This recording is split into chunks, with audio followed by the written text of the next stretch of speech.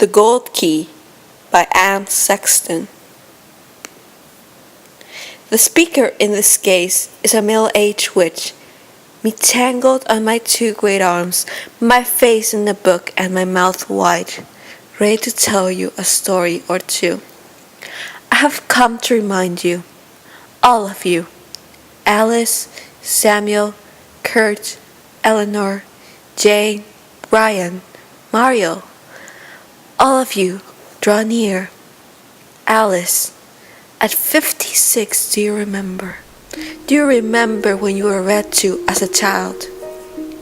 Samuel, at 22, have you forgotten the 10 p.m. dreams where the wicked king went up in smoke? Are you comatose? Are you under sea? Attention, my dears, let me present to you this boy. He is 16 and he wants some answers. He is each of us. I mean you. I mean me. It is not enough to read huzzah and drink clam chowder. We must have the answers. This boy has found the gold key and he's looking for what it will open. This boy, upon finding a string, he would look for a harp. Therefore he holds the key tightly. Its secrets whimper like a dog in heat. He turns the key. Presto! It opens this book of odd tales which transform the Brothers Grimm. Transform? As if an enlarged paperclip could be a piece of sculpture. And it could.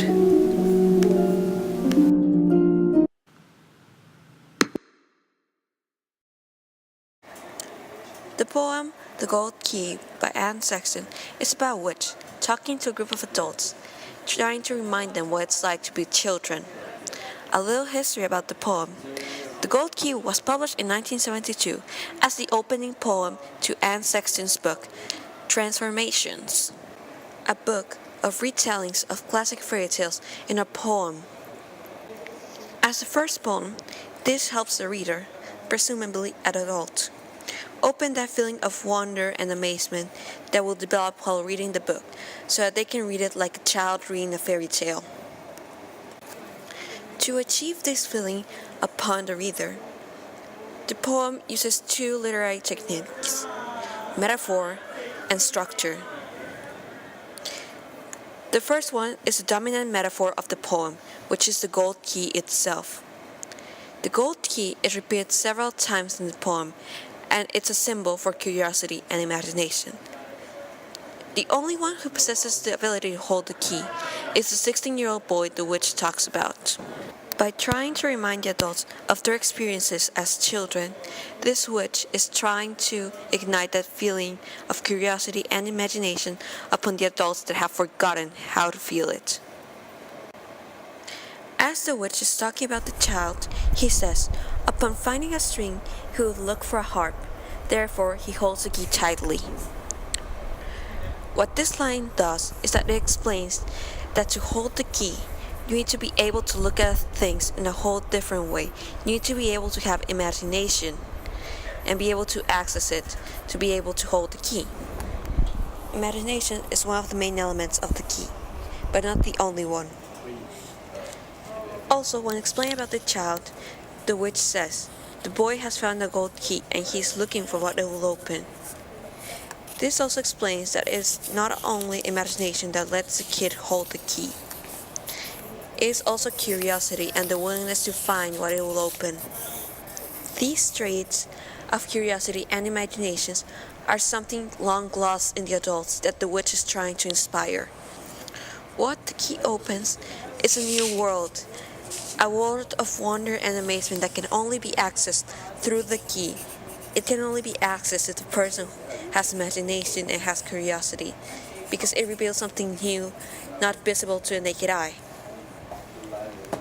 This is what the poet wants to say, and through this it inspires amazement and wonder, the feeling that she wants to inspire from the readers as they look through the book and as they look through the poem itself. Because of the metaphor of the golden key, the author successfully inspires the feelings that she wants to inspire in the reader. Another way she inspires these feelings is through the structure of the poem. The structure of the poem mimics the structure of a fable or a fairy tale for grown-ups. The poem has a clear beginning, middle, and end. The beginning also acts as exposition, as it exposes the setting and the characters. There are 8 characters in the poem, plus the boy we meet later on. 9 characters is a lot for a conventional poem.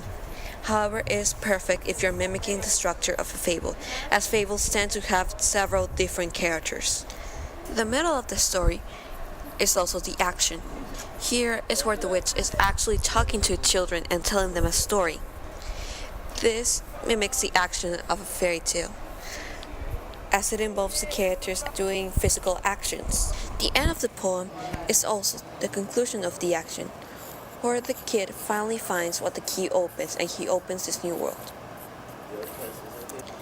Not only this, but it is also the Aesop of the actual poem.